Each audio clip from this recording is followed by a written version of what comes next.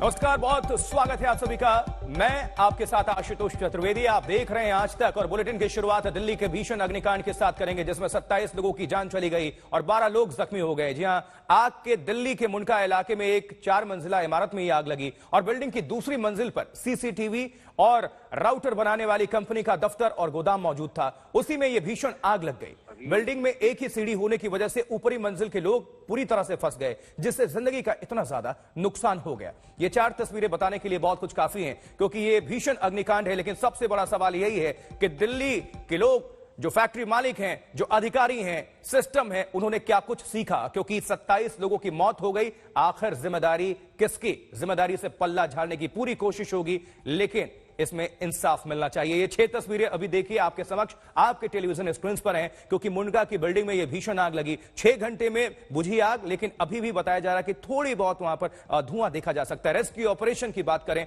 तो पूरी तरह से चलाया गया, लेकिन यह भी सुनने में आ रहा है, जो चश्मदीद है बता रहे हैं कि वहां पर फायर टीम थोड़ी देर से पहुंची, इस वजह से भी इतने लोग बुरी तरह से ये चपेट में आए। अंदर की ये तस्वीरें हैं जो आप देख रहे हैं, और ये बड़ी खबर लगातार आप सभी तक हम साझा कर रहे हैं, क्योंकि अपने आप में ये बड़ा खुलासा हुआ है। दिल्ली के मुंडका अग्निकांड में बड़ा खुलासा, आज तक ने ये बड़ा खुलासा किया है। आपको बताएं कि इस पूरे बिल्डिंग के लिए, जहां पर ये फैक्ट्री खुलेआम चलाई जा रही थी, जहां पर सैकड़ों लोग काम कर रहे थे, इसके लिए एनओसी ही नहीं ली गई थी। जी हां, 4 मंजिला बिल्डिंग को नहीं मिली थी एनओसी। फिर बड़ा सवाल यही है कि आखिर गुनहगार कौन? क्या ये सिर्फ एक लापरवाही मानी जाए, या फिर अपराध माना जाए, जानबूझ कर की गई ये चूक मानी जाए, या फिर हत्या के लिए? क्योंकि ये अपने आप में देखिए, अगर 27 लोग, आज उनके परिवार की अगर बात करें, पीड़ित की बात करें, तो वो शोकाकुल है। सबसे बड़ी बात है कि लापरवाही क्या मानना उचित होगा। अरविंद, हमारे सहयोगी, लगातार रिपोर्ट आप सभी दर्शकों तक अपडेट साझा कर रहे हैं। तेजश्री पुरंदरे संजय गांधी अस्पताल से, जहां पर घायलों को भर्ती कराया गया, वहां से उनकी मौजूदगी है, और ऐश्वर्या पालीवाल, उनको भी हम जोड़ेंगे, थोड़ी देर पहले मौजूद थी। अरविंद, सबसे बड़ी बात जिस पर हम बार बार ये बात कह रहे हैं कि बड़ा खुलासा अपने आप में, और क्या इसको सिर्फ लापरवाही माननी चाहिए? आप एनओसी नहीं लेते हैं, फैक्ट्री चल कैसे सकती है? सिर्फ इसके लिए फैक्ट्री मालिक जिम्मेदार हैं, या फिर सिस्टम? अधिकारी कहां थे? वो अधिकारी जिनकी नजर नहीं पड़ी कि बिना एनओसी के इस फैक्ट्री को चलाया जा रहा है। जी देखिए, फैक्ट्री मालिक इसलिए जिम्मेदार है क्योंकि वो ये बिल्डिंग, जरा मैं एक बार फिर दिखाना चाहूंगा, जिसमें 27 लोगों की मौत हो गई जब यहाँ आग लगी। फैक्ट्री मालिक इसलिए जिम्मेदार है क्योंकि वो इतने बड़े पैमाने पर वर्कर रखकर यहाँ पर काम करा रहा था और एनओसी नहीं ली थी, यानी गैर कानूनी तरीके से। सिस्टम इसलिए जिम्मेदार है क्योंकि दिल्ली फायर चीफ के जो चीफ है, वो खुद आज तक पर इस बात का खुलासा कर रहे हैं कि न सिर्फ इस बिल्डिंग की एनओसी ली गई थी, बल्कि मुंडका इलाके में कई ऐसी फैक्ट्रियां हैं जो तमाम नियम और कानून को ताक पर रखकर बकायदा यहाँ पर फैक्ट्री चला रही है। इसलिए न सिर्फ सिस्टम बल्कि इस तरह के फैक्ट्री मालिक भी जिम्मेदार है। लेकिन ये दर्दनाक कितना है, जरा आप अंदाजा लगाइए। ये देखिए, चप्पल यहाँ पर बिखरे हुए, और तस्वीरें हम दर्शकों को लगातार दिखा रहे हैं कि जब कल 4:30 बजे यहाँ पर आग लगी तो कैसा मंजर था। लोग अपनी जान बचाने के लिए आशुतोष इस बिल्डिंग से कूद रहे थे, इस बिल्डिंग से छलांग लगा रहे थे। इसके अलावा कुछ लोग आसपास की जो लकड़ी की सीढ़ियां, ये देखिए, ये जो लकड़ी की सीढ़ी आपको दिखाई दे रही होगी अभी भी आशुतोष, इस लकड़ी की सीढ़ी की मदद से जो महिलाएं थी, जो पुरुष थे, वो बाहर आ रहे थे। और कल जब हमने एसडीएम से अस्पताल के बाहर बात की है, उन्होंने जो बताया है वो दिल चीर कर देने वाला है आशुतोष, क्योंकि उन्होंने बताया कि डेड बॉडी इतनी बुरी तरह से झुलस चुकी है कि कौन पुरुष है कौन महिला है ये पहचान करना भी बड़ा मुश्किल हो रहा है। शायद इस वजह से फॉरेंसिक की मदद ली जाएगी। लेकिन अब फिलहाल इस बिल्डिंग में चूंकि आग पूरी तरह से बुझा दिया गया है, रेस्क्यू ऑपरेशन खत्म हो चुका है, लेकिन अभी भी राख के ढेर में इंसानी अवशेष तलाशे जा रहे हैं। लेकिन ये एक बड़ी लापरवाही है और जानबूझकर की लापरवाही है, क्योंकि दिल्ली में लगातार इस तरह की वारदातें होती रहती हैं। हम इसे वारदात कहेंगे क्योंकि ये एक बड़ी लापरवाही है। क्योंकि खुद जब दिल्ली फायर चीफ आज तक के से बातचीत में ही अगर कह रहे हो कि इस फैक्ट्री के मालिक ने एनओसी नहीं ली थी और न एनओसी के लिए कहा था, मुंडका इलाके में कई ऐसी फैक्ट्रियां हैं जो बिना एनओसी के चल रही हैं, बिना नियम कानून ताक पर रखकर वो फैक्ट्री चल रही है। और उस फैक्ट्री में 100 से 150 लोग काम कर रहे हैं। तो यानी उनकी जान के साथ खिलवाड़ हो रहा है और उसी का नतीजा है कि जब यहाँ पर बिल्डिंग में आग लगी तो जरा हम आपको वो एंट्री गेट दिखाना चाहते हैं। ये एंट्री और एग्जिट गेट है, यहीं से कोई शख्स अंदर और बाहर जा सकता है। लेकिन जब यहाँ पर आग लगी तो इतनी भगदड़ मची कि लोग अपनी जान बचाने के लिए इधर उधर भागने लगे। और उसके बाद ये जो दूसरी बिल्डिंग है, रेस्क्यू ऑपरेशन इतना टफ था कि इस दूसरी बिल्डिंग के अंदर फायर डिपार्टमेंट के लोग अंदर जाते हैं। उसके बाद ये देखिए कांच का जो शीशा है, ऊपर दिखाएंगे आपको, वो कांच का शीशा उसको तोड़ा जाता है। फिर इस इमारत के अंदर एक बड़ा सा हॉल किया जाता है और उस हॉल को करने के बाद तब अंदर इस बिल्डिंग के, ये जो बिल्डिंग है, यहाँ दाखिल होते हैं। सर अभी क्या रेस्क्यू ऑपरेशन तो खत्म हो चुका है सर? ये देखिए एनडीआरएफ के अभी शख्स निकले, कोई बात करने को तैयार नहीं है, लेकिन ये बिल्डिंग को तोड़कर 20 सुराग बनाया गया और तब इस इमारत के अंदर दाखिल हुआ गया। कुल 50 लोगों को रेस्क्यू कराया गया, जिसमें 12 लोग बहुत बुरी तरह से जख्मी हैं, 27 लोगों की मौत हो चुकी है। लेकिन ये मंजर बेहद खौफनाक है। ये देखिए, ये जो सीढ़ियां आपको दिखाई दे रही होंगी, इन्हीं सीढ़ियों के सहारे कई लोग अपनी जो जान है वो बचा पाए, बकायदा इस बिल्डिंग से निकल पाए। लेकिन 27 लोग ऐसे थे जो इतनी बुरी तरह से झुलस चुके हैं कि उनकी शिनाख्त करना, उनकी पहचान करना बेहद मुश्किल हो रहा है। और जो लापरवाही सामने आई है, जिस तरीके से दिल्ली फायर चीफ ने आज तक के सामने खुलासा किया है, उससे तो सीधे सीधे न सिर्फ एमसीडी के अधिकारी वो भी इसमें दोषी पाए जा रहे हैं, बल्कि जो फैक्ट्री मालिक है वो भी। और शायद यही वजह है कि फैक्ट्री मालिक जो दो है उनको गिरफ्तार कर लिया गया है। कुछ लोग अभी भी अस्पताल में मौजूद हैं, 3 अस्पतालों में अलग अलग उनको दाखिल कराया गया है रेस्क्यू ऑपरेशन करने के बाद। बिल्कुल अरविंद, आप नजर बनाकर रखें। बहुत ही दर्दनाक हादसा है ये, निश्चित तौर पर खौफनाक मंजर है और पीड़ितों को आप समझ सकते हैं, उनके दर्द का अंदाजा लगाया जा सकता है। रो रो कर बुरा हाल है। आप बने रहे अरविंद हमारे पास, हम तेजश्री के पास भी आएंगे, लेकिन उसके पहले अरविंद ओझा ने ही बात की फायर चीफ से, दिल्ली के जो है अतुल गर्ग। क्या कुछ उन्होंने कहा, क्या खुलासा किया? खुद उन्होंने कहा कि एनओसी नहीं ली गई, जरा सुनिए। अतुल गर्ग जी, ये जो आग लगी थी मुंडका में, क्या इस फैक्ट्री को फायर की एनओसी थी? नहीं, इसके फायर को एनओसी नहीं थी। क्या इस फैक्ट्री के मालिक ने कभी फायर के लिए एनओसी के लिए अप्लाई किया था? नहीं, कभी अप्लाई नहीं किया था। क्या ये जो मुंडका एरिया में कई फैक्ट्रियां हैं, तो क्या इन सभी फैक्ट्रियों की एनओसी है? मेरे हिसाब से ज्यादातर के पास नहीं है। तो वजह क्या है सर? वजह ये है कि ये फैक्ट्रियां चल रही हैं, हमारा तरीका जो एनओसी देने का है, एमसीडी या बिल्डिंग अथॉरिटी हमारे पास पहले ड्राइंग भेजती है उसकी। अच्छा, तो आज तक हमारे पास ये केस भेजा नहीं गया है। एमसीडी को भेजना चाहिए, उन्होंने भेजा नहीं है अभी। बिल्कुल, आप सुन सकते हैं फायर चीफ दिल्ली के अतुल गर्ग, उन्होंने क्या कुछ कहा, साफ तौर पर कहा कि एनओसी नहीं ली गई। देखिए, मुंडका आग के पीछे पहली नजर में लापरवाही ही जिम्मेदार है और आज तक ने उस बिल्डिंग का पूरा जायजा लिया जहां आग लगी थी। रिपोर्ट देखिए। इस वक्त हम मुंडका की उसी बिल्डिंग में मौजूद है जहां पर पुलिस, आप देख पा रहे हैं, कड़ी मशक्कत के बाद, बस हम ये तस्वीर दिखाना चाहेंगे, ये दरवाजा तोड़कर किस तरीके से जो पुलिसकर्मी है, कितनी पुलिस कर्मियों ने और दमकल विभाग के कर्मचारियों ने कितनी कड़ी मशक्कत की है। इस जिस बिल्डिंग में मैं मौजूद हूं, इस बिल्डिंग के इस दीवार को बकायदा तोड़ा गया है और उसके बाद आप देख पा रहे हैं कि यहाँ पर आग लगी हुई थी और बकायदा दिल्ली पुलिस के जवान और दमकल विभाग के जो जवान थे वो अंदर दाखिल हुए। देखिए, अंदर जो पूरा तस्वीर अगर आप मंजर देखेंगे, कोशिश ये की जा रही है कि यहाँ पर नहीं बुझाने के लिए। आपको बताऊं कि मैं उस बिल्डिंग में मौजूद हूँ और इसी बिल्डिंग के आसपास की चीजों को बकायदा तोड़कर तब आग पर काबू पाया गया है। जरा मैं आपको तस्वीर दिखाना चाहूंगा। ये जो बिल्डिंग है, ये बिल्डिंग आपको दिखाई दे रही होगी और इसी बिल्डिंग के देखिए, ये बकायदा कांच के यहाँ पर जो शीशे हैं वो बिखरे पड़े होंगे। इस कांच के शीशे को बकायदा तोड़ा गया है और उसके बाद जो रेस्क्यू ऑपरेशन है उसको अंजाम दिया गया है। जो फैक्ट्री है, बकायदा इस दीवार को तोड़ा गया। आप समझिए कि जो रेस्क्यू ऑपरेशन है वो कितना मुश्किल रहा होगा। ये जो पूरी आप देख पा रहे हैं, इस दीवार को तोड़ा गया है। उसके बाद दमकल विभाग के लोग इस फैक्ट्री में, जहां पर लोग सबसे ज्यादा घायल हुए हैं और जहां सबसे ज्यादा मौत हुई है, बाकायदा रेस्क्यू ऑपरेशन किया गया है। इस जिस फैक्ट्री में आग लगी थी उसकी दूसरी बिल्डिंग पर हम लोग यहाँ मौजूद है। हम सीढ़ियों के जरिए आपको जाकर ये दिखाने की कोशिश करेंगे कि देखिए ये एक बिल्डिंग है और रेस्क्यू ऑपरेशन इतना टफ था कि बाकायदा इस बिल्डिंग के अंदर जो दमकल विभाग के लोग हैं वो दाखिल हुए हैं। ये जो कांच का शीशा है, ये पूरा कांच का शीशा तोड़ा गया है, दीवारों को तोड़ा गया है और उसके बाद तब जाकर ये देखिए दीवार किस तरीके से तोड़ी गई है और ये होल बनाया गया है। और अभी भी देखिए पानी टपक रहा है। जो फायर डिपार्टमेंट के लोग हैं वो लगातार आग बुझाने की यहाँ पर कोशिश कर रहे हैं। और देखिए ये जो पत्थर टूटा हुआ है, ये तमाम चीजें टूटी हुई है। तो इस तरीके से पूरे रेस्क्यू ऑपरेशन को अंजाम दिया गया है।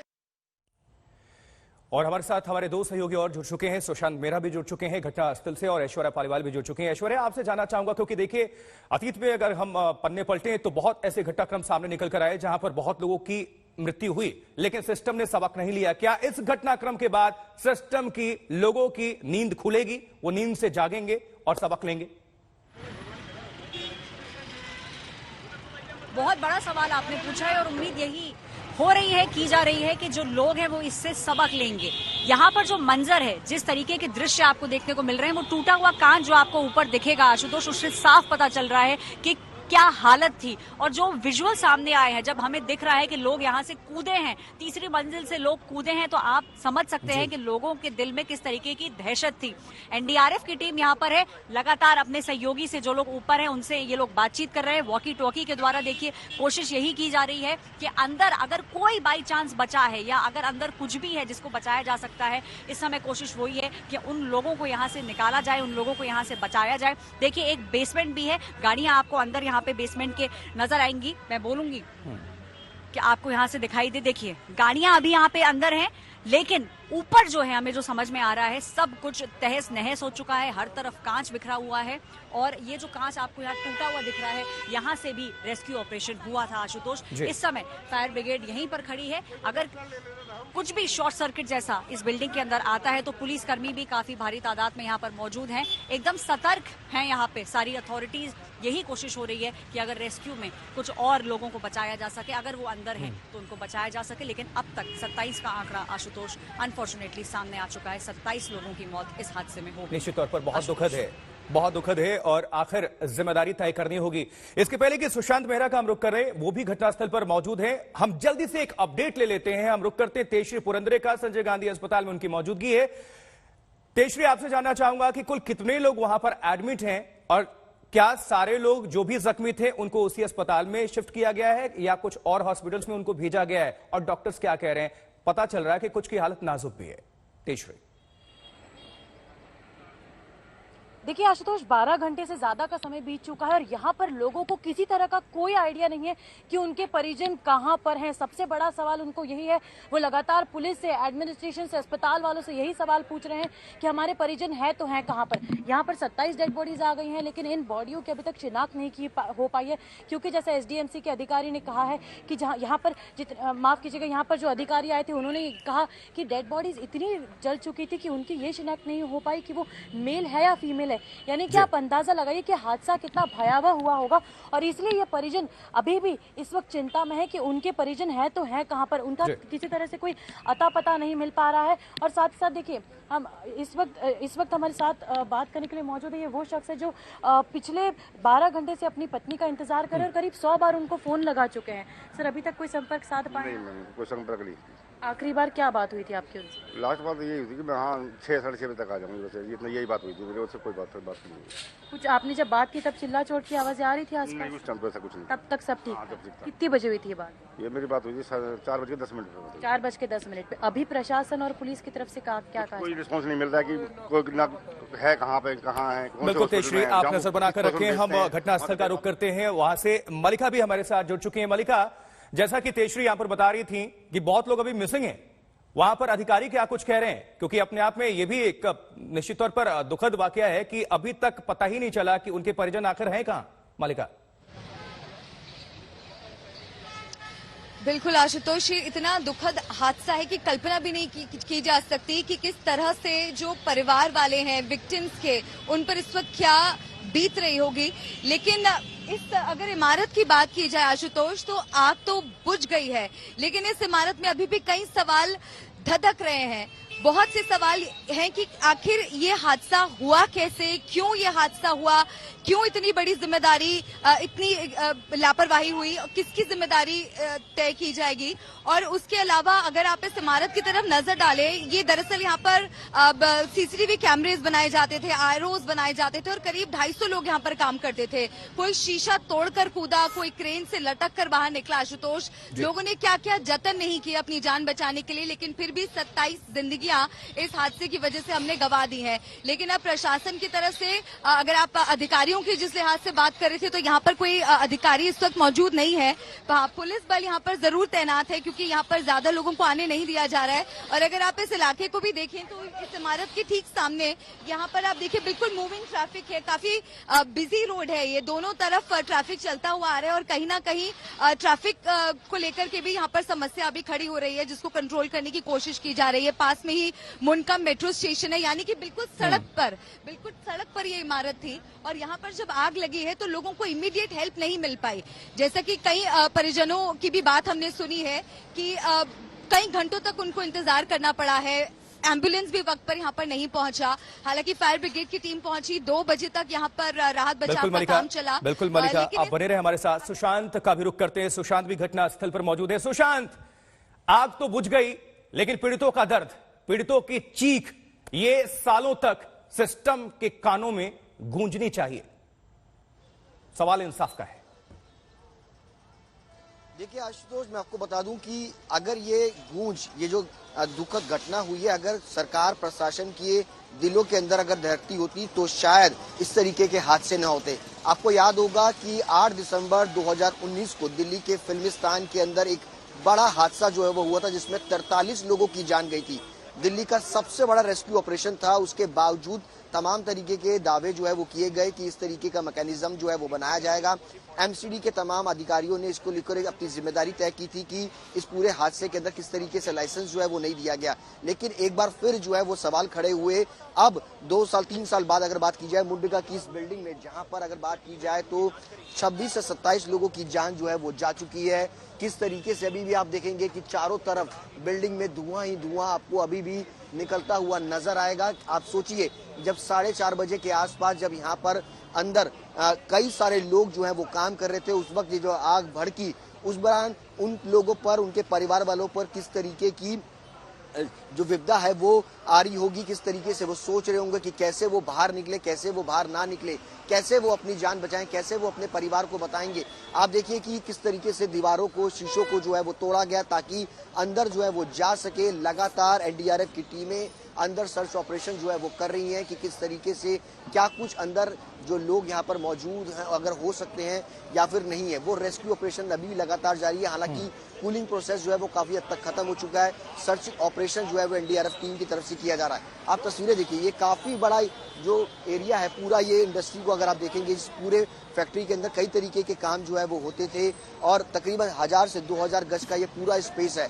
और जिस तरीके के हालात हुए होंगे जब ये लोग हुएंगे, और ये एक बड़ा सवाल है क्योंकि जिस तरीके के जब ये हादसे होते हैं उसके बाद भी सरकार प्रशासन की तरफ से कोई सबक जो है वो नहीं लिया जाता। बिल्कुल सुशांत, निश्चित तौर पर यही सबसे बड़ी बात है कि बार बार इस तरह की घटनाक्रम हो जाने के बावजूद भी सिस्टम की तरफ से, अधिकारियों की तरफ से, जिम्मेदार लोगों की तरफ से ये सावधानी क्यों नहीं बरती जाती कि आइंदा आने वाले वक्त में इतने लोग काल के गाल में ना समाये। दिल्ली के मुंडका के जिस अग्निकांड में 27 लोगों की मौत हुई, उसे लेकर बड़ा खुलासा हुआ।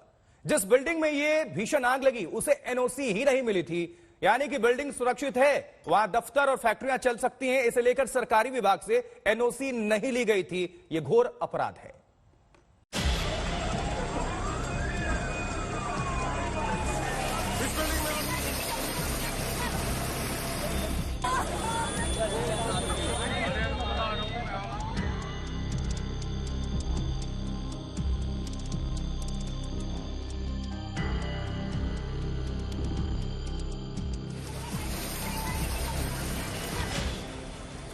दिल्ली के मुंडका की 4 मंजिला बिल्डिंग से उठती आग की लपटें भयंकर लापरवाही की कहानी बयां कर रही हैं।